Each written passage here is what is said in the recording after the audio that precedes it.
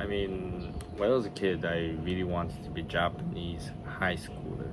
The image of you having a bread on your mouth, running school late, and you hit a girl in the corner of the street, and it's the prettiest girl you ever see, and then it's a romantic slice of life comedy in high school, you know?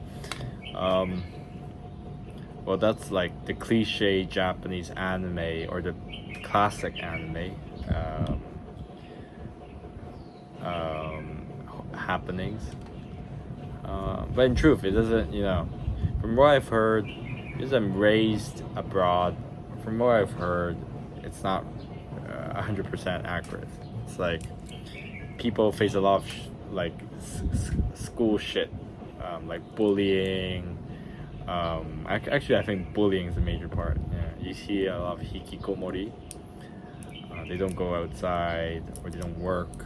I know a few people who had that phrase as well.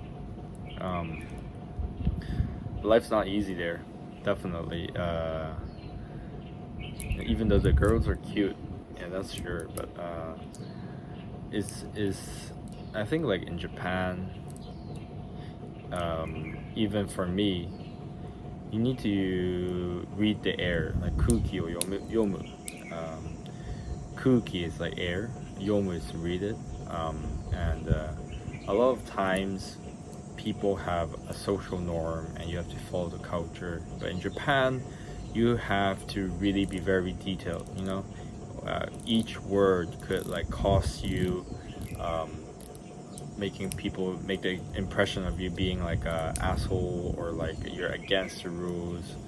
Um, Especially when I was working there, the first things I learned was to use keigo, which is like a formal language. If you learn Japanese, you know, you even like arigato and arigato gozaimasu. You know, there's two types of casual talk and a formal language. When you talk with anyone who's like a little bit older than you, just and like even if he was like 1 year older than you, you have to use keigo towards them, especially at work. And when I introduced myself at work, I was like, you could call me Mark or Makun, which is kind of like a friendly way to call me. He's like, no, you shouldn't call yourself or like introduce yourself like this. Like my boss told me, he's like, you know, at your work, so you should call yourself Ueno-san, or you know, with a san. And yeah, it's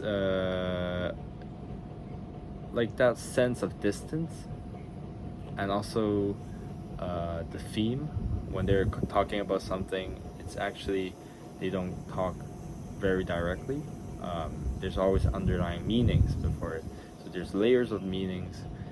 If you're older, they expect you to understand much more deeper meaning layers. If it's not, if you're younger, of course, they might assist to more surface level. So it's a lot of annoying stuff like that. But yeah, Japanese culture is definitely unique, but the subtlety is always really nice as well. Like you get more. Even now, I feel like I'm more sensitive in whatever people's speech, and I try to be more sensitive, which is also a kindness, you know, because just like a gesture, like if someone's holding the door for you, it's a small thing, but you remember it. It's the little things that you remember. Like it's really weird. Yeah, I remember things about people. It's like the small kindness that you remember, not even the big ones.